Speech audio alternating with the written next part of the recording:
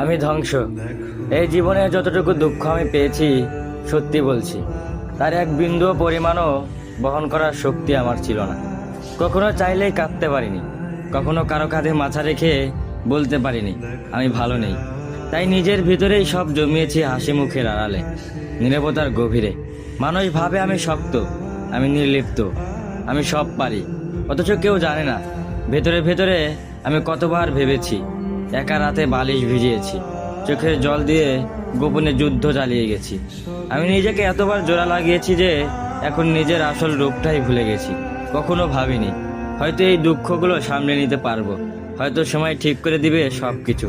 কিন্তু বাস্তবতা হলো আমি আয়ত্তের বাইরে দুঃখ ধারণ করতে করতে এখন নিজেই ধ্বংস হয়ে গেছি।